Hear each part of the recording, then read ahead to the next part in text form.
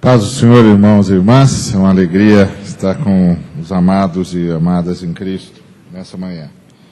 Queria convidá-los a abrir a Bíblia no livro de Atos dos Apóstolos. Atos dos Apóstolos, capítulo 2. Atos dos Apóstolos, capítulo 2, a partir do versículo de número 1. Ao cumprir-se o dia de Pentecostes, estavam todos reunidos no mesmo lugar. De repente, veio do céu um som, como de um vento impetuoso, e encheu toda a casa onde estavam sentados. E apareceram, distribuídas entre eles, línguas como de fogo, e pousou uma sobre cada um deles. Todos ficaram cheios do Espírito Santo e passaram a falar em outras línguas, segundo o Espírito lhes concedia que falassem. Ora, estavam habitando em Jerusalém judeus, homens piedosos, vindos de todas as nações debaixo do céu.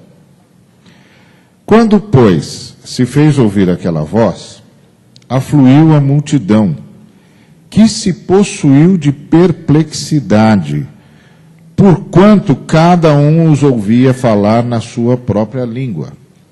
Estavam, pois, atônitos e se admiravam, dizendo: Vede, não são porventura galileus todos esses que aí estão falando? E como os ouvimos falar, cada um em nossa própria língua materna? Somos partos, medas, elamitas e os naturais da Mesopotâmia, Judéia, Capadócia, Ponto e Ásia, da Frígia, da Panfilha, do Egito e das regiões da Líbia, nas imediações de Cirene, e romanos que aqui residem, tanto judeus como prosélitos, cretenses e arábios. Como os ouvimos falar em nossas próprias línguas as grandezas de Deus? Todos, atônitos e perplexos, interpelavam uns aos outros: que quer dizer isto? Outros, porém, zombando, diziam: estão embriagados. Pai querido, obrigado por tudo que o Senhor já nos falou. Eu quero rogar ao Senhor que ministre-nos a Tua palavra novamente, em nome de Cristo Jesus. Amém. Bom,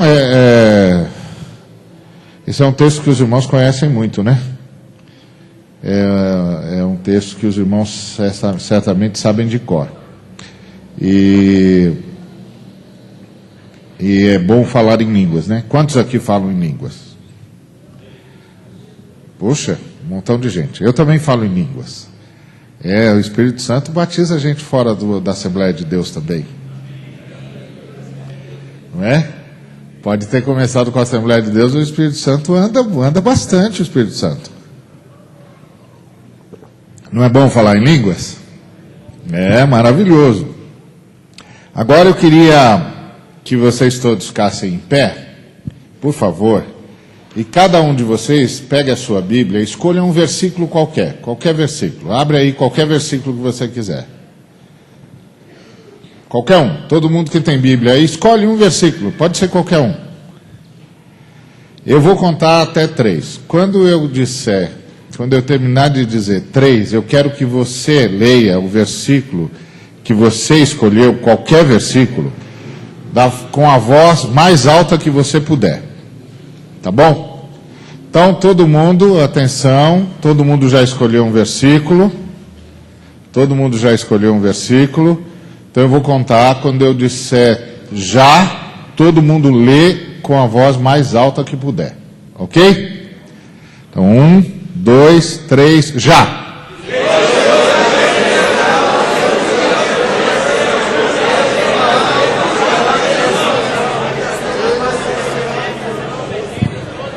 Obrigado, pode sentar. Você conseguiu entender o versículo que o seu irmão do lado estava lendo? Então, como é que você acha que as pessoas conseguiram entender nas suas próprias línguas o que 120 pessoas estavam falando com toda a voz?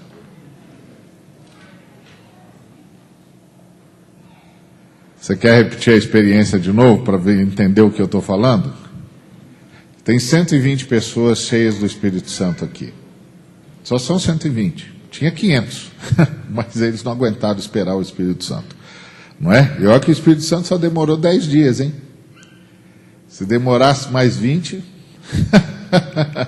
não ia ter ninguém lá.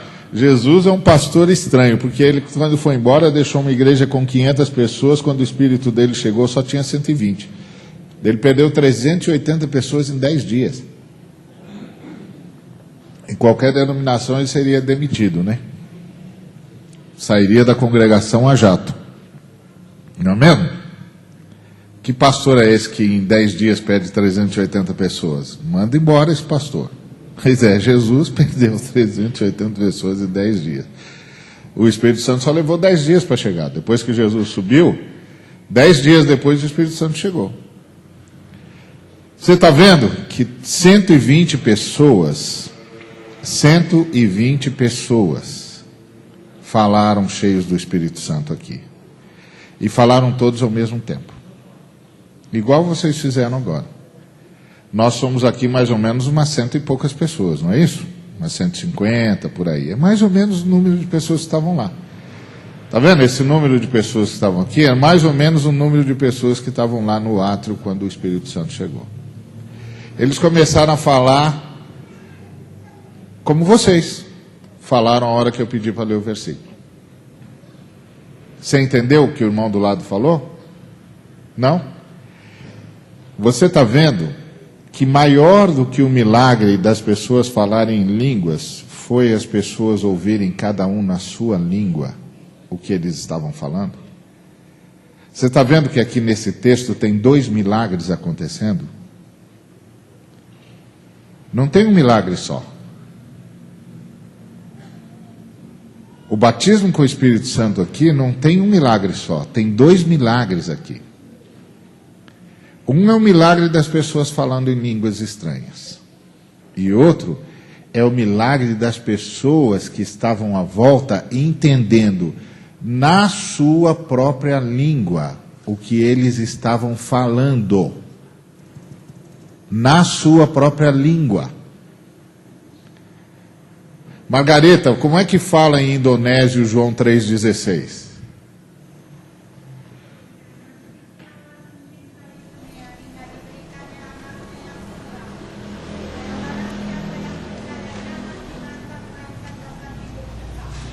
Viu? Você entendeu?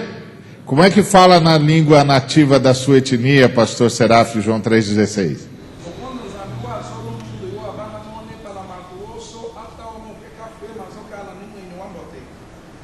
Se a irmã Margareta estivesse lá e o irmão Serafio estivesse lá, eles teriam ouvido nessa língua o que eles estavam dizendo em línguas estranhas. Tem um milagre aqui extraordinário que nem sempre a gente percebe. O milagre de que o Espírito Santo não só deu aos crentes a capacidade de falar em outras línguas, línguas dos anjos, línguas estranhas. Você que, como eu, fala em línguas, você sabe como é que é. Mas Deus deu a capacidade daquelas pessoas ouvirem nas suas próprias línguas as grandezas de Deus. E olha, gente, era a gente que não acabava mais, olha. Eram partos, eram medos, elamitas, eram os naturais da Mesopotâmia. E aí é gente que não acaba mais. Era gente da Judéia, gente da Capadócia, gente do Ponto, gente da Ásia, tinha gente da Frígia, tinha gente da Panfilha, tinha gente do Egito, tinha gente das regiões da Líbia, tinha gente de Cirene, e tinha os romanos que falavam latim. Judeus e prosélitos, tinham cretenses e tinham árabes. E todos ouviram falar em suas próprias línguas as grandezas de Deus.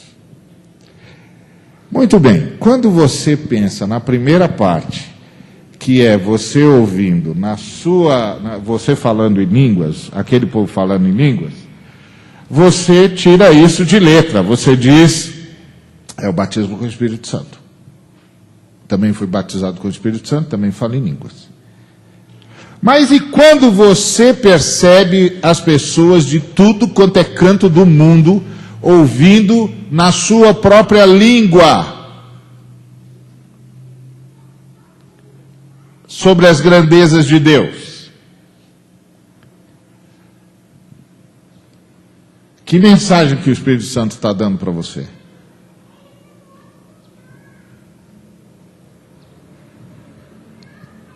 Que outra parte da Bíblia você conhece que Deus também mexe com a língua dos homens?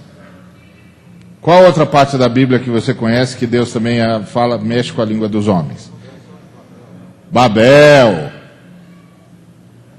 Quer ver o que está escrito lá? Em Gênesis, no capítulo 11.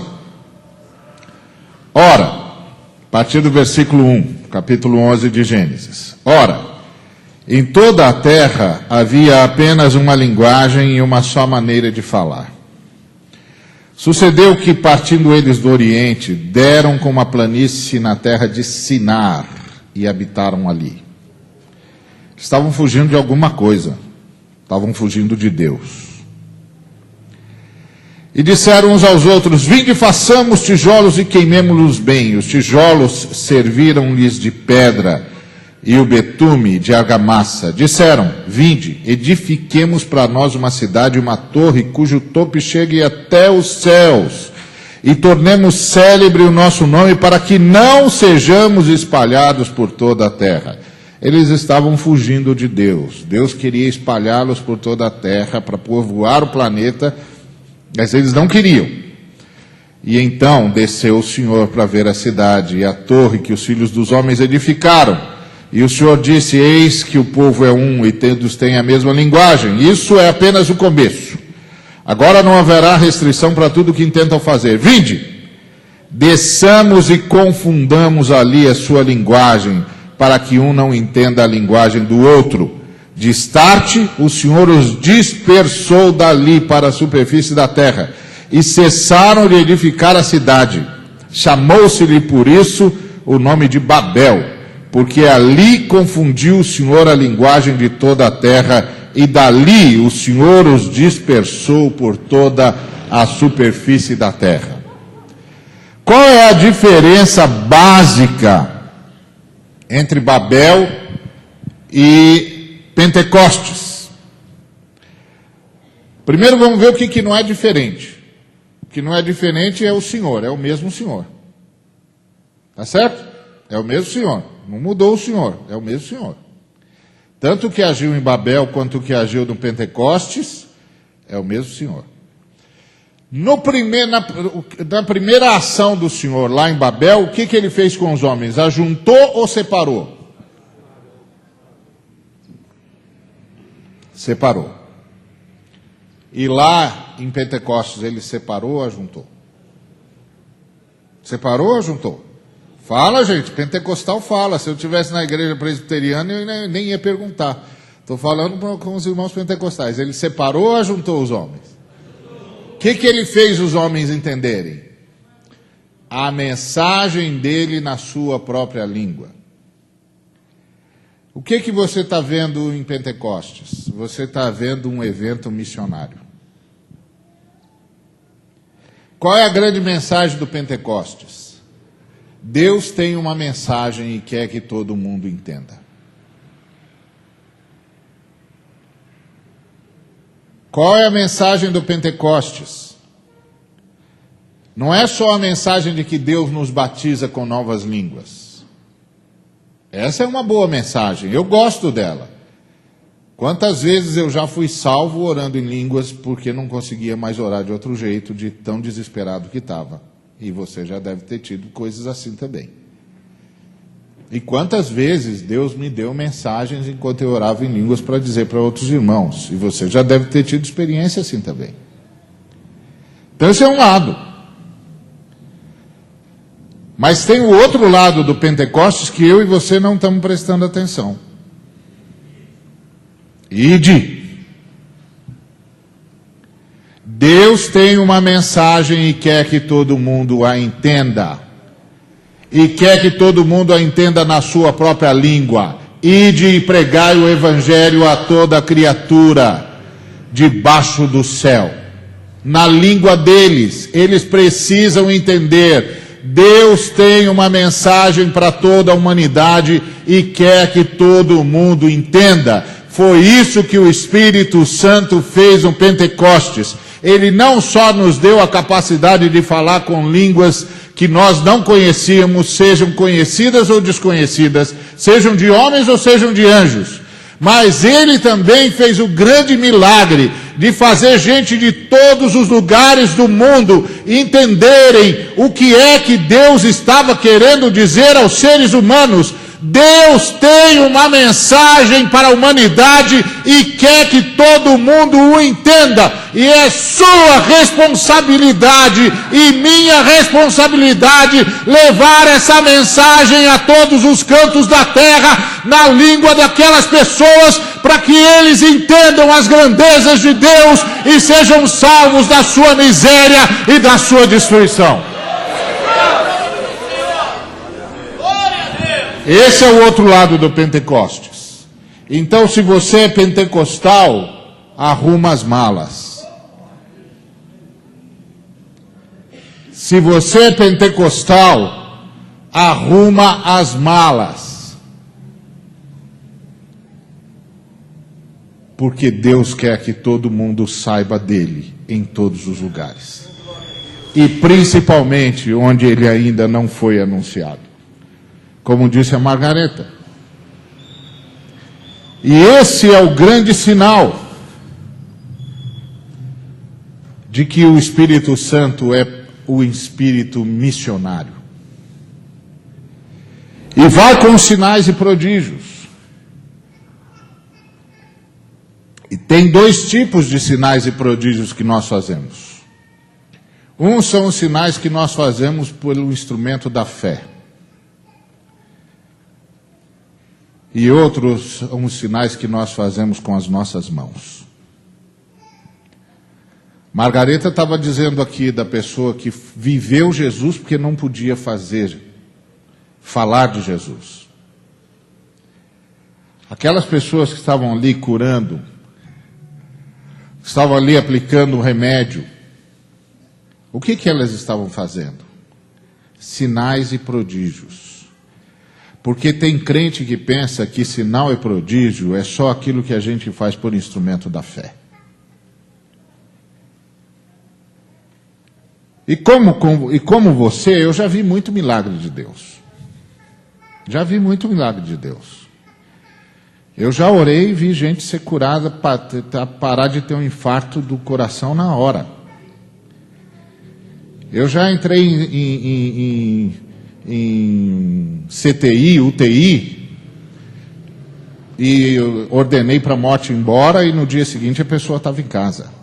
Já vi muito milagre. Você também já deve ter visto. Já vi muito. Eu já orei por pessoas entrevadas e disse: deita, amanhã você vai estar bem. Quando chegar amanhã de manhã, você pode levantar que você não vai ter mais nada. E as pessoas dizem: pastor, eu falei, tá. Fica tranquilo, eu acabei de ouvir o Espírito Santo, ele falou isso aí. Acabei de orar, não orei? Orei. Então o Espírito Santo disse que amanhã de manhã a irmã não tem mais nada. E aí no dia seguinte a irmã me ligou e falou: pastor, o senhor estava certo. Eu falei: eu não, o Espírito Santo. Eu só falei, eu só repeti. Eu já vi muito milagre. E você já deve ter visto também. Não é? Mas eu quero que você saiba que há outro milagre que o Espírito Santo quer ver. Que é o milagre que as suas mãos podem fazer. Que é o milagre do amor. É o milagre da misericórdia. É o milagre da doação. Isso que o pastor Serafim fez aqui de fazer você fazer oferta é um milagre. É o milagre de você meter a mão no bolso e dizer: está aqui. Nós vamos construir uma igreja lá para os irmãos do Malawi, nós vamos ajudar os irmãos lá no Timor-Leste, porque Deus já me deu o dinheiro e eu vou pôr aqui o dinheiro é de Deus e Deus está separando o dinheiro dele para fazer essa obra aqui. Uma vez eu estava na Nicarágua e eu encontrei uns irmãos que foram construir casas para os irmãos nicaragüenses, porque o Somoza era um sujeito muito mau mesmo. Quando ele distribuía alimento para as pessoas que a Cruz Vermelha mandava, ele misturava no mesmo pacote, no mesmo saco de papel, arroz, feijão, açúcar e sal. Imagina, dona de casa, você receber um pacote onde está misturado o arroz, feijão, sal e açúcar no mesmo pacote. O que você faz com aquilo? Um sujeito que faz isso é um sujeito muito mau. Porque isso só se explica de um jeito, é maldade. Assim, não tem explicação para isso. É maldade. E outra maldade que ele fez é que teve o terremoto em Manágua e ele devia arrumar os prédios, recebeu o dinheiro para isso, mas parece que ele tinha umas contas para pagar na Suíça e mandou todo o dinheiro para lá. Então ele era muito mau. E como houve perseguição para a igreja depois que os sandinistas tomaram o poder, a igreja foi morar nos prédios que iam cair. Os prédios iam cair. Mas os crentes não tinham onde morar. Aí Portas Abertas levou gente de toda a América Latina para lá para a gente ver a situação dos irmãos. E ver o que a gente podia fazer. Aí tinha uns irmãos que tinham vindo de Porto Rico. E eles já vieram prontos para construir casas para os irmãos. Iam construir muitas casas. Acho que umas, 50, 60 casas. E aí eu falei com um deles e disse, puxa, vocês vão construir tudo isso de casa? Eles falaram, vamos sim. Eu falei, puxa, vocês levantaram dinheiro para tudo isso? O irmão falou, não, a gente já tinha o dinheiro. Eu falei, puxa, mas a sua igreja tem tanto dinheiro assim? No caixa? E o irmão falou, não, que isso, já viu a igreja ter dinheiro em caixa? A igreja não tem caixa para guardar dinheiro, não. Eu falei, então, vocês fizeram campanha? Disse, campanha? Não, para que campanha? Para construir a casa para os irmãos. Não. Então como é que vocês fizeram? Trouxemos dinheiro. Eu falei, irmão, acho que nós não estamos falando a mesma língua, mas eu não estou entendendo, irmão. Aí ele falou assim, o irmão não está me entendendo porque o irmão não acredita que Jesus Cristo é o Senhor. Eu falei, pronto, agora começou a ofensa. Estava indo tudo muito bem, mas agora já começou a atravessar o córrego aqui. O que é isso, irmão? Não faz isso comigo, não. Eu acredito que Jesus Cristo é o Senhor. Ele falou, irmão, então eu vou dizer para você entender. Está vendo aquele moço lá? Ele é da minha igreja. Estou vendo. Então, ele estava administrando uma concessionária de automóveis para Jesus. Aí Jesus disse para ele assim, vende a minha concessionária e ele vai construir casa para os irmãos. Ele vendeu a concessionária dele e trouxe. Eu estava administrando um apartamento para Jesus. Aí Jesus disse, vende o meu apartamento e vai construir casa para os irmãos. Eu vendi o apartamento de Jesus e trouxe o dinheiro de Jesus para construir a casa dos irmãos. Jesus é o Senhor, irmãos. A gente não tem nada, quem tem é Jesus. Aí eu fiquei assim, Aí eu fiz a pergunta boba. Eu não podia deixar de fazer a pergunta boba, eu fiz. Falei, e quando vocês voltarem, como é que vai ser? Aí ele disse, irmão, está vendo como você não acredita que Jesus é o Senhor mesmo?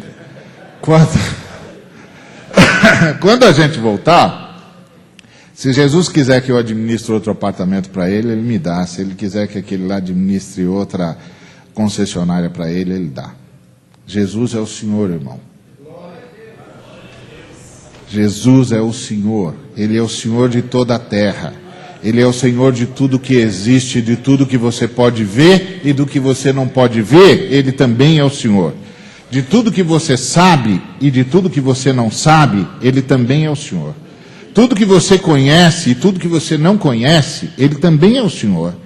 Tudo que você tem e tudo que você acha que nunca vai ter, Ele também é o Senhor. Jesus Cristo, meu irmão, Jesus Cristo, minha irmã, é o Senhor.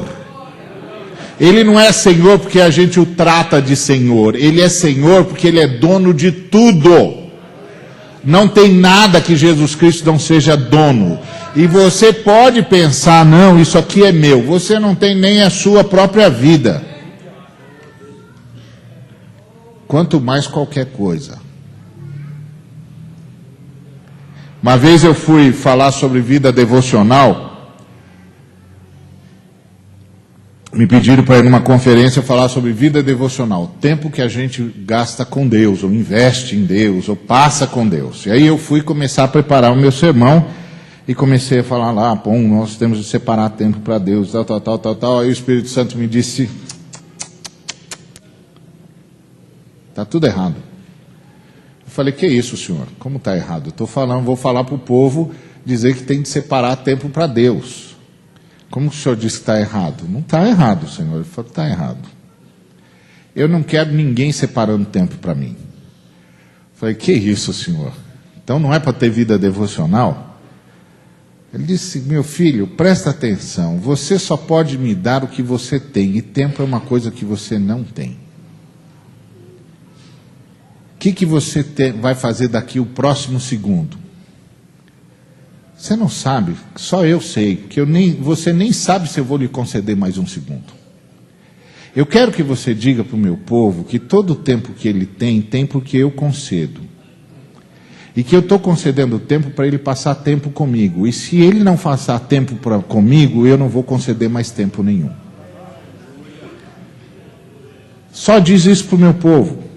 Quem tem tempo aqui sou eu. Então diz para o meu povo assim, estou concedendo tempo para você passar comigo. Se você não vai passar comigo, eu não vou lhe conceder mais tempo nenhum. Você entendeu? Você para aqui mesmo. O que você está pensando da vida? O que você está pensando que você tem, que você pode? Quem disse que você tem? Quem disse que você pode?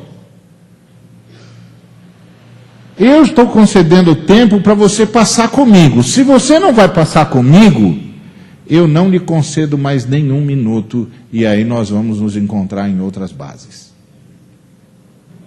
E você não vai gostar. Não vai gostar, porque eu vou conversar com você, olho no olho, e vou dizer o que você estava pensando da vida quando fez aquela besteira com o tempo que eu lhe concedi. Esse é o lado do Pentecostes que nós nem sempre paramos para pensar. O Espírito Santo tem uma mensagem e quer que todo mundo saiba. Em todos os cantos da terra e em todas as línguas. Ele estava pensando nisso que nós ouvimos quando a Margareta falou na língua nativa, João 3,16, ou quando o pastor Seraf falou na sua língua nativa, João 3,16. O Espírito Santo estava falando quando o grande dia, quando todos nós nos reunirmos na presença do glorioso Senhor e podermos dizer em todas as línguas do mundo, porque Deus amou o mundo de tal maneira que deu o seu Filho unigênito, para que todo aquele que nele creia não pereça, mas tenha vida eterna. Um dia nós vamos dizer isso em todas as línguas. E todos nós vamos estar sabendo exatamente o que nós estaremos dizendo. Gente de toda raça, de toda tribo, de toda língua, de toda nação debaixo do céu vai dizer: porque Deus amou o mundo de tal maneira que deu o seu único filho, o seu Filho unigênito, para que todo aquele que nele crê não pereça, mas tenha a vida eterna. Bendito seja o nome do Deus eterno, que entregou o seu próprio Filho em resgate de toda a humanidade. E ele fez isso, e todo mundo tem de saber. E tem de saber pelas nossas palavras, e tem de saber pelos nossos prodígios, e tem de saber pela nossa mão, pelas nossas obras. As pessoas só saberão que Deus as ama se nós estivermos lá para amá-las. Eles só saberão que Deus cuida delas se nós estivermos ao lado delas no leito de dor. Elas só saberão que Deus as acaricia se sentirem o toque das nossas mãos no seu rosto.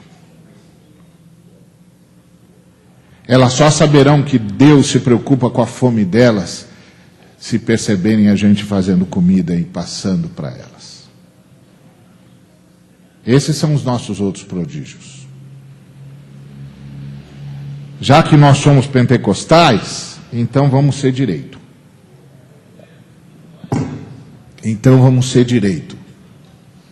Se você é pentecostal, se você foi batizado com o Espírito Santo como eu, se você fala em línguas como eu falo, arruma as malas.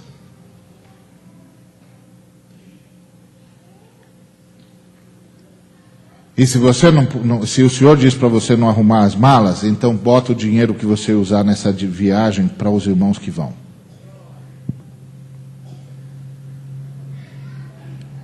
E usa a sua capacidade de falar com Deus para interceder pelos que foram.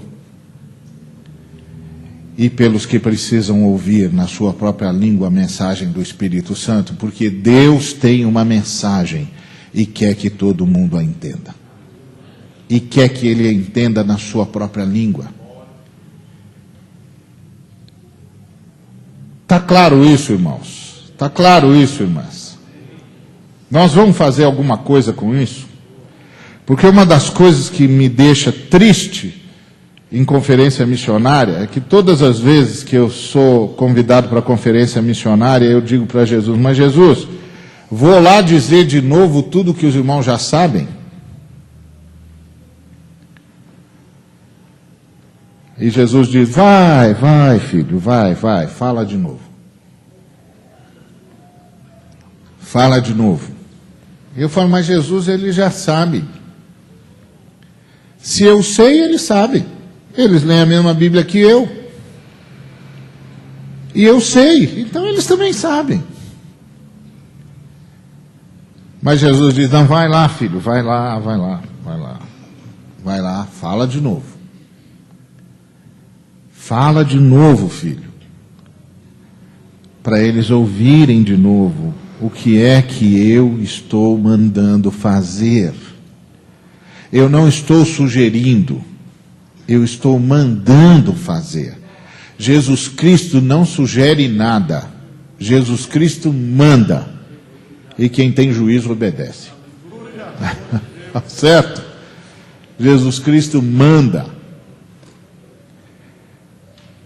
Isso é igual falar com um irmão que está vivendo em pecado. Uma vez eu falei com um camarada, ele disse, então, pastor, o que o senhor acha? Eu estou assim com o coração compungido. Eu falei, tá nada, safado.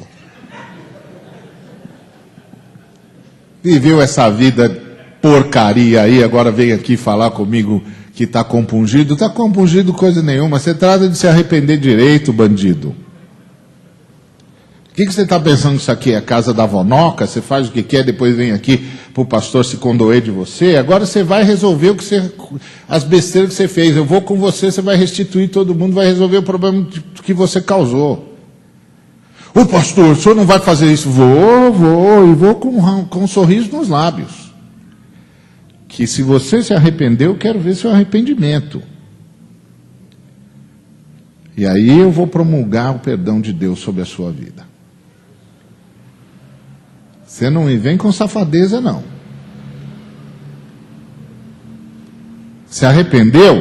Eu me arrependi. Ótimo. Então você tem perdão para você. Então agora vamos consertar. Vamos lá consertar.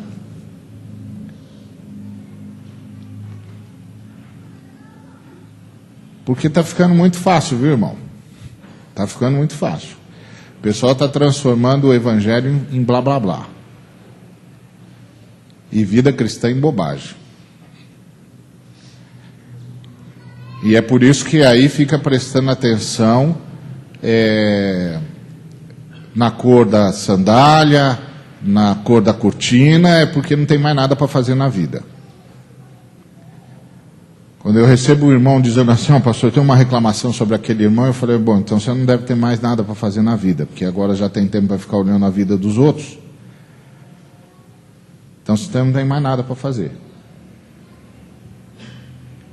Então eu vou arranjar coisa para você fazer. está sem trabalho, irmão.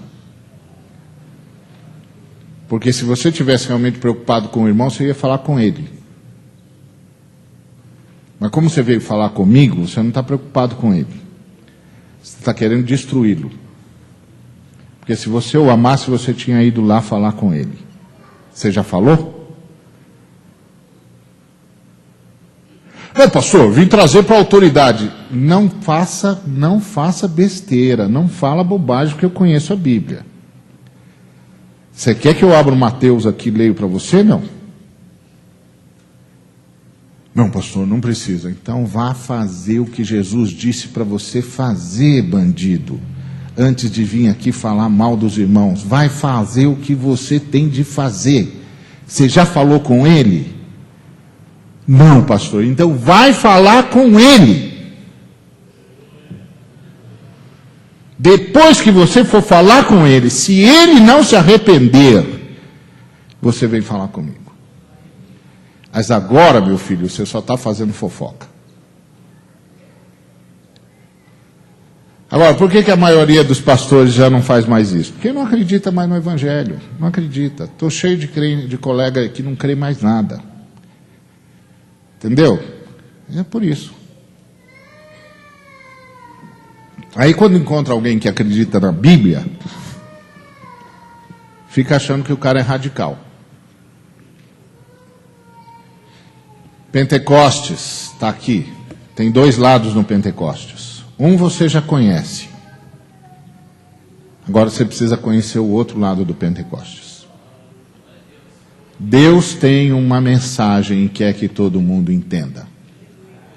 E é minha responsabilidade e é sua responsabilidade fazer isso. E se o Espírito de Deus não permite que você vá, é para você enviar. Ou seja, você tem de ir de qualquer jeito. Se você não vai de um jeito, você vai de outro. Eu tive no campo missionário 3 anos. Lamentavelmente, o Espírito Santo não me achou digno de continuar lá e me trouxe de volta para o Brasil. Então eu disse, tá bom, senhor, eu então vou falar que os outros, que os que estão lá precisam de ajuda. Que nós temos uma missão. E o senhor disse, exatamente, eu estou trazendo você de volta, eu vou dar autoridade para você na igreja e você vai falar. Até o dia que eu chamar você de volta. Eu disse, sim, senhor. Então eu estou aqui para dizer para você, Jesus está mandando a igreja fazer missões. E eu vou terminar essa primeira parte falando de uma profecia. Perdi o tempo, mais de 20 anos. Deus me deu uma palavra profética.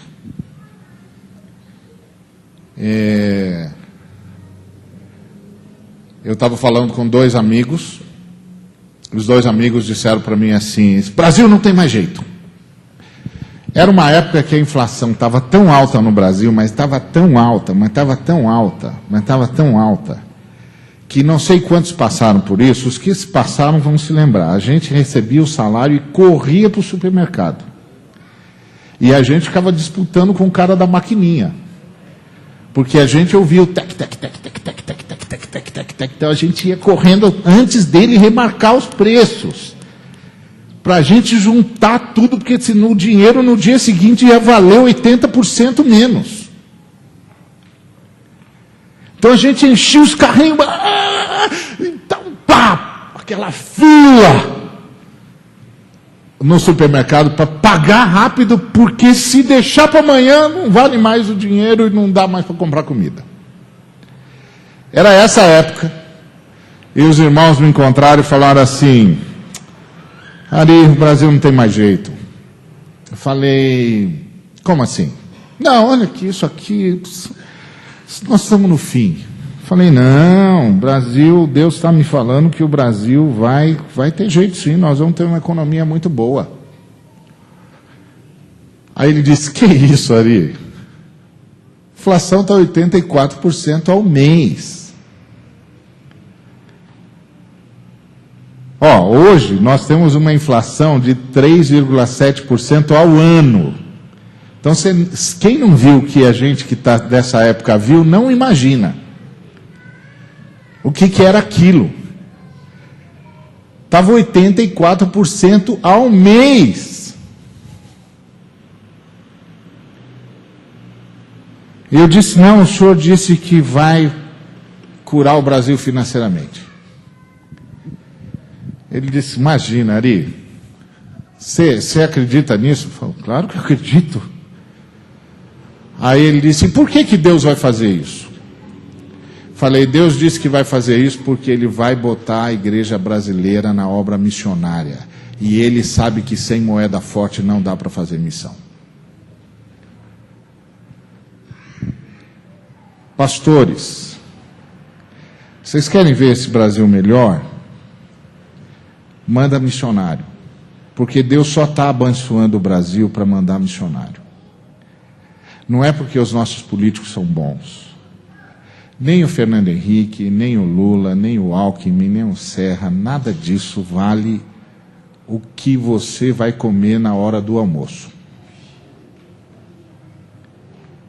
Entendeu? Nem partido A, nem partido B, nem partido C. Aliás, eu não sei porque que pastor vive dando tanta trela para o político. Esse pessoal não vale o que come. Com exceções. Exceções.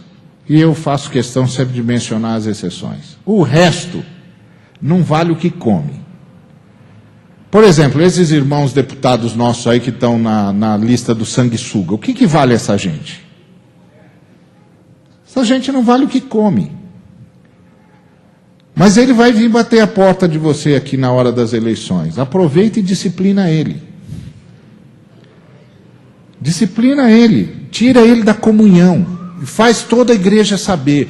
Ó, esse safado aqui que está roubando o dinheiro do povo, em nome de Jesus, está fora da comunhão. Que o Brasil todo saiba que ele é um safado. E que tem de se arrepender. Que enquanto ele não se arrepender, ele não participa mais da comunhão com os irmãos. Disciplina ele. Não chama ele de excelência, não. Porque de excelente ele não tem nada. O que vai salvar o Brasil, pastor, é a obediência da igreja brasileira a Jesus Cristo. O Senhor só está abençoando essa nação porque Ele quer enviar missionários. Ele só está sustentando as nossas finanças, e nós temos agora um dólar baixo e uma moeda forte, porque Ele quer enviar missionários. Não é porque os nossos ministros de economia são gente boa, nem porque eles são inteligentes. Tem nada a ver com a inteligência deles. Eles nem sabem explicar direito porque que tudo está indo tão bem. Eles nem sabem explicar direito porque que hoje nossas reservas são maiores do que a nossa dívida. Eles não sabem. Mas eu estou dizendo para você, pastor, em nome de Jesus, Jesus está fazendo isso para a igreja mandar missionários. Então não caia na tentação de construir templo. Não caia na tentação de juntar dinheiro. Envie missionários. Ajude a Ásia, ajude a África. É para isso que o Senhor está nos fazendo ricos. Não vá cair no erro dos americanos. Não vá cair no erro dos europeus. Porque depois Deus tira e aí as igrejas vão virar tudo boate como está virando na Europa. Hoje você vai na Europa ver aqueles mega templos, é tudo danceteria. Porque o que sustenta essa igreja aqui, irmãos, não são essas colunas. São essas colunas aqui. Essas colunas aí. Se essas colunas aqui morrerem, pode transformar isso aqui no que você quiser. Joga fora. Não serve para nada. Aliás, é bom destruir mesmo para o anticristo não usar.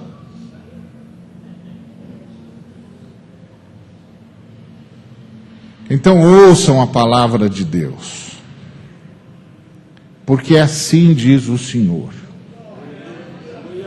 Ele quer que a sua igreja mande missionários. É por isso que ele está salvando o Brasil.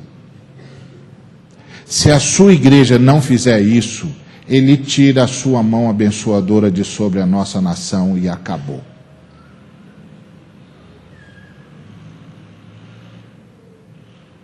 Não acreditem nos políticos, não são eles que estão salvando a nossa nação.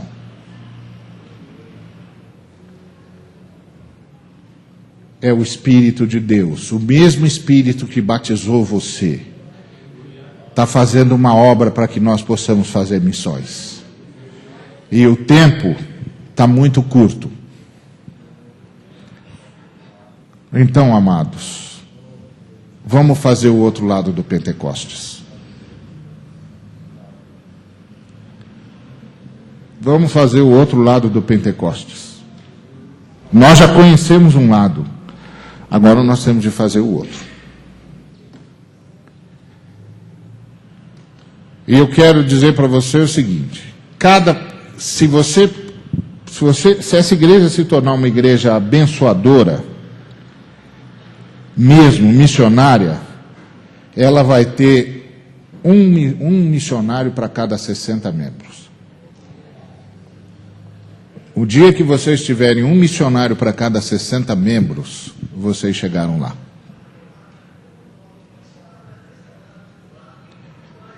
Enquanto vocês não tiverem um missionário para cada 60 membros, vocês não chegaram lá. Cada 60 membros tem de sustentar alguém no campo. Aí vocês chegaram lá. Quantas mil pessoas vocês são? Quantas mil pessoas são na igreja? O campo? 7 mil. Divide isso por 60.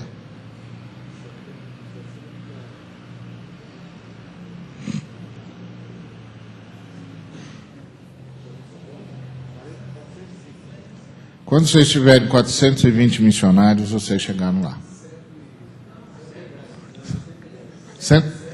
107 missionários.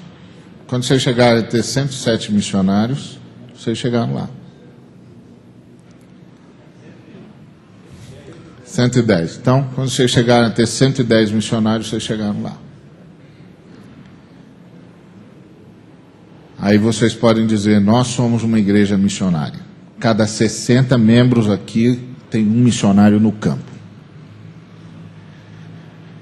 Isso significa as parcerias que vocês vão fazer com a AME, com o Ministério do Pastor Seraf na África, com tantos outros ministérios dignos. E a outra coisa que eu queria dizer para os irmãos: quando vocês forem enviar missionários, chama a irmã Margareta. E pergunta para ela que tipo de treinamento os missionários que nós vamos enviar precisam ter. E façam o que ela disser. Dá o treinamento que ela disser que tem de dar. Porque nós não queremos missionários envergonhando a igreja do Brasil lá fora. Nós queremos missionários levando a salvação que nós encontramos lá fora. Esse é o outro lado do Pentecostes. Gente cheia do Espírito Santo, indo para todos os cantos do mundo, dizendo na língua das pessoas as grandezas de Deus. Que Deus nos abençoe.